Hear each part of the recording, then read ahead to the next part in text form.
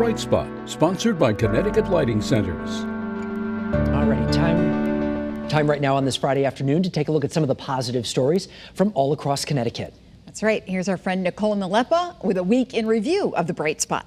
I was just so nervous that Halloween was going to get canceled and there would be nothing. But if you're in the Wethersfield area this week, there is something for you and your kids. Our community supports us on these random endeavors we try to undertake. Including their latest, this pumpkin display right outside their Hartford Avenue home. We're having people vote on them and people are having a hard time deciding which is their favorite because they're really interesting and intricate pumpkins.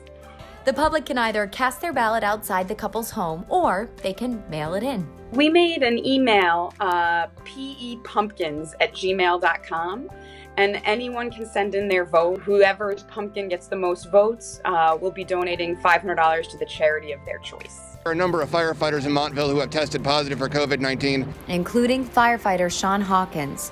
He became sick recently while carrying out his duties, serving both the Oakdale Fire Department and the Montville Fire Company. Everyone is standing behind him. And that message was rolled out in the form of a surprise fire apparatus parade thrown in Sean's honor. Just to show him the support he has from all the companies and all the firefighters in town. And we can't wait to see him back at work. The class of 2020 at Lyman Memorial High School in Lebanon were busy over the summer and into September working on a post-grad class project. They wanted to leave a positive mark on their school, especially since they weren't able to live out their final days as a high schooler inside the building. So, after a lot of brainstorming, they decided their mark would literally be in the form of a brushstroke. With the help and guidance of art instructor David Cavino, 4 of the senior girls designed a mural, which would be the first of its kind at the school, and a visual reminder that the class of quarantine will go down as one of the most resilient and resourceful classes for years to come. My grandma basically raised me, so when we knew that she wasn't coming to the wedding, it was such a bummer. But Brittany knew the safest place right now for her 94-year-old Gram was at the nursing home.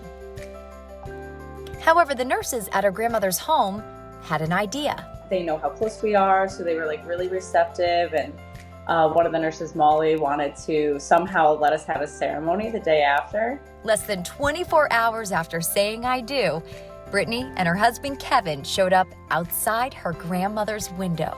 She was so excited to see us. We all started bawling right away.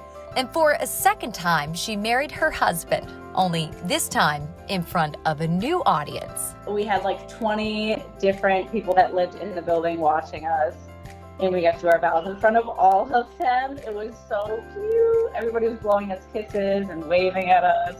It was really sweet. With today's Bright Spot, I'm Nicole Nalepa.